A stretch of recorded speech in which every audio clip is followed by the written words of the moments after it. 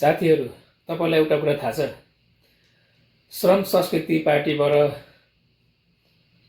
छानिएर आउनुभएको माननीय रुबी कुमारी ठाकुर र अहिले उपसभामुख हुँदा उहाँको बोल्ने शैलीहरू के कसैसँग इन्टरभ्यू दिँदाखेरि या कुनै आम नागरिकहरूसँग बोल्दाखेरि, ठुला बडाहरूसँग बोल्दाखेरि, पत्रकार महोदयहरूसँग बोल्दाखेरि उहाँको बोल्ने तरिका मलाई एकदमै मन पर्छ क्या साथी। कति मिठो भन्नुहुन्छ क्या उहाँले। हजुर, सर, तपाईँ, कति रेस्पेक्ट गर्नुहुन्छ उहाँले, कति आदर गर्नुहुन्छ क्या सबै, कति सम्मान गर्नुहुन्छ। यो हो नि त हुनुपर्ने खुबी जेन्जीमा। बोल्दाखेरिको नि उहाँको बोली सुनुम सुनुम जस्तो लाग्छ के। माननीय हर्क साम्पाङ सरले कस्तो कस्तो व्यक्ति छान्नुहुन्छ भन्ने सबैले बुझिसक्यो के। माननीय हर्क साम्पाङ सरले जसको टाउकोमा हात राख्नुहुन्छ त्यो व्यक्तिको भविष्य खुल्छ क्या। त्यस्तो जुन ठाउँमा जानुहुन्छ त्यो ठाउँलाई उहाँले चिनाएर छाड्नुहुन्छ, सुधार गरेर छाड्नुहुन्छ।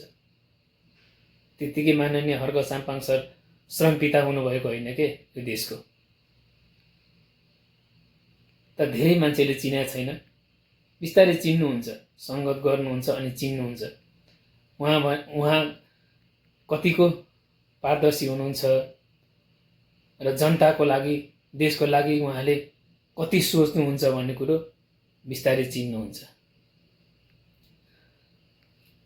त्यही भएर अबदेखि हामी सम्पूर्ण नेपाली जनताहरूले श्रम संस्कृति पार्टीलाई सपोर्ट गर्नुपर्छ, साथ दिनुपर्छ, त्यसमा धेरैभन्दा धेरै जोडिनुपर्छ।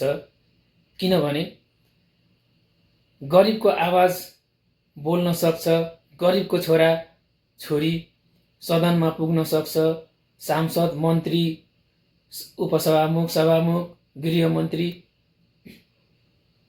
र राष्ट्रपति पनि बन्न सक्छ भन्ने सन्देश चाहिँ माननीय हर्क साम्पाङ सरले ल्याउनु भएको हो के। जोसँग पैसा छैन उसले पनि देशको विकास गर्न सक्छ है, जनताको लागि सोच्न सक्छ है, देशको लागि सोच्न सक्छ है भन्ने सन्देश माननीय हर्क साम्पाङ सरले ल्याउनु भएको छ के। यस्तो ठुलो सोच बोकेको मान्छेलाई दिनरात गाली क्लोज गर्ने, नाना थरी भन्ने, त्यो त पक्कै पनि नेपाली जनता होइन के। त्यही भएर अब सोच बदलौँ, भ्रम नछरौँ र श्रममा विश्वास गरौँ। श्रमदान नगरी, श्रम नगरी देश बन्दैन। श्रम नगरी त आफ्नै घर बन्दैन, आफ्नै घर परिवार चल्दैन, आफ्नै जीवन चल्दैन भन्ने देश कसरी बन्छ। त्यही भएर भ्रमको खेती छोडौँ र श्रमतिर लागौँ। जय श्रमदान, जय हर्कवाद, जय देश, जय माटो।